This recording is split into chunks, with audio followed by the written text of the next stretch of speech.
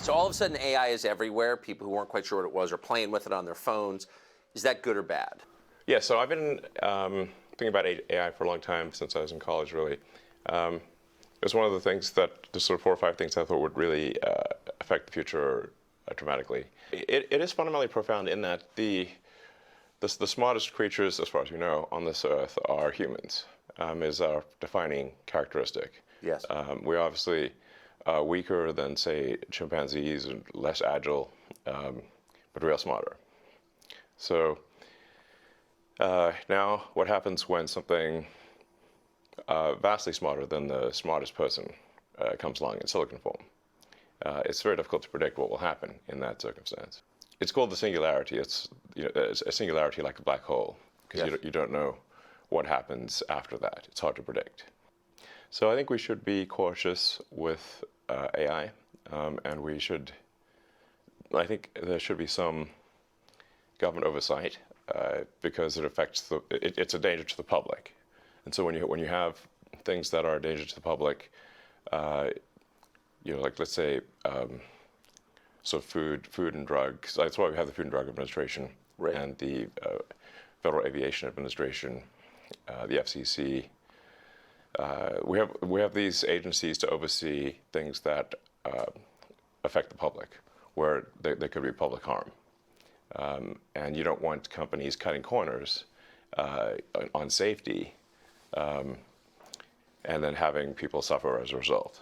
So that's why I've actually for a long time been a strong advocate of AI regulation. So that I think regulation is, it's not fun to be regulated. It's somewhat arduous to be regulated. I have a lot of experience with regulated industries, because obviously automotive is highly regulated. You could fill this room with all the regulations that are required for a production car just in the United States, and then there's a whole different set of regulations in Europe and China and the rest of the world. So very familiar with being overseen by a lot of regulators.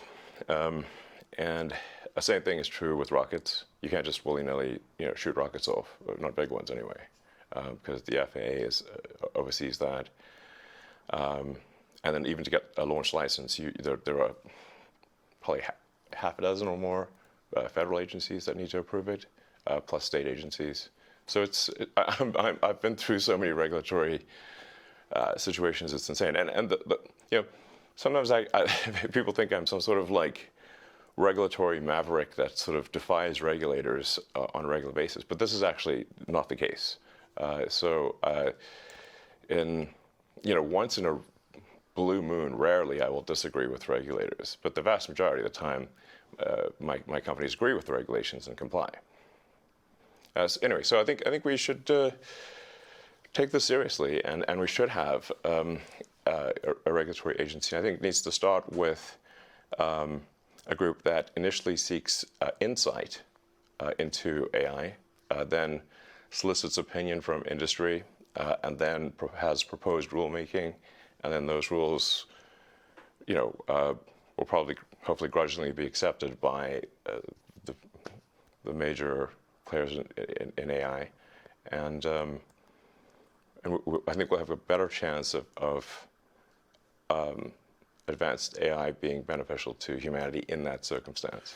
But all regulations start with a perceived danger, and planes fall out of the sky, or food causes botulism. Yes. I don't think the average person playing with AI on his iPhone perceives any danger. Can you just roughly explain what you think the dangers might be?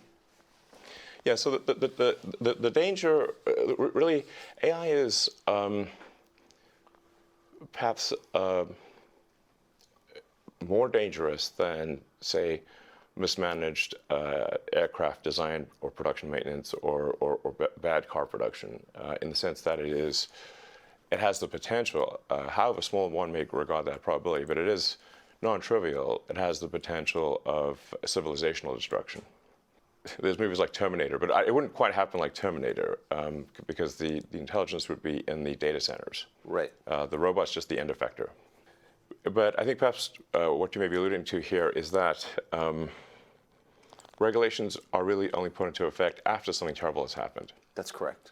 if that's the case for AI, and we only put in regulations after something terrible has happened, it may be too late to actually put the regulations in place. The AI may be in control at that point. You think that's real? It is conceivable that AI could take control and reach a point where you couldn't turn it off, and it would be making the decisions for people. Yeah, absolutely. Absolutely. No, that's definitely where things are headed, for sure. I mean, the things like say ChatGPT, which is based on GPT-4 from OpenAI, which is a company that I played a critical role in creating, unfortunately. Back when it was a nonprofit? Yes. I mean, the reason OpenAI exists at all is that Larry Page and I used to be close friends, and I would stay at his house in Palo Alto, and I would talk to him late into the night about AI safety. And at least my perception was that Larry was not taking AI safety seriously enough. What did he say about it? He really seemed to be want sort of digital superintelligence, basically digital God, if you will, as soon as possible. He wanted that? Yes. He's made many public statements over the years that the whole goal of Google is what's called AGI, artificial general intelligence, or artificial superintelligence. No, and I agree with him that there's great potential for good, but there's also potential for bad. And so if you've got some radical new technology, you want to try to take the set of actions that maximize the probability it will do good and minimize the probability it will do bad things. Yes. It can't just be hell for leather. Let's just go, barreling forward and, hope for the best. And then at one point, I said, well, what about, we're going to make sure humanity's okay here. And then he called me a speciesist. Did he use that term? Yes. And there were witnesses. I wasn't the only one there when he called me a speciesist. And so I was like, okay, that's it. Yes, I'm a speciesist. Okay. You got me. What are you?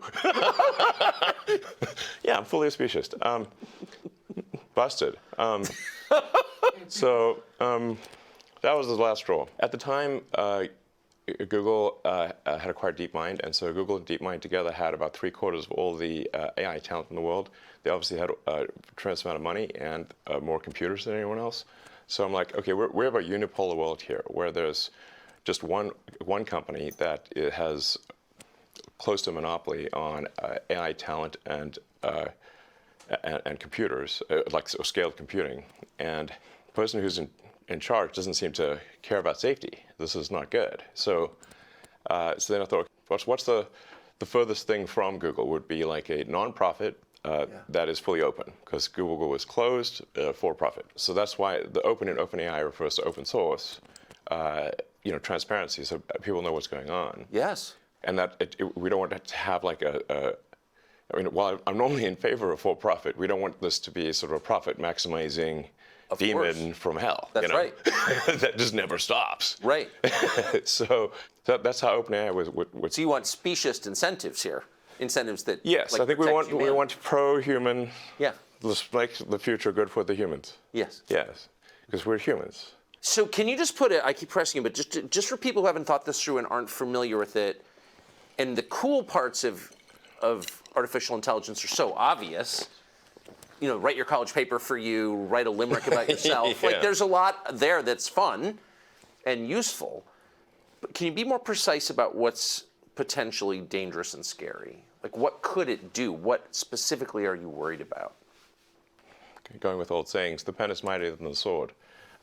So if you have a super intelligent AI that is capable of writing incredibly well and in a way that is very influential, convincing, and is constantly figuring out what is more convincing to people over time, and then enters social media, for example, Twitter, but also Facebook and others, and potentially manipulates public opinion in a way that is very bad.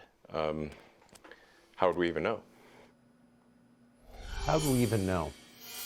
So, to sum up, in the words of Elon Musk, for all human history, human beings have been the smartest beings on the planet.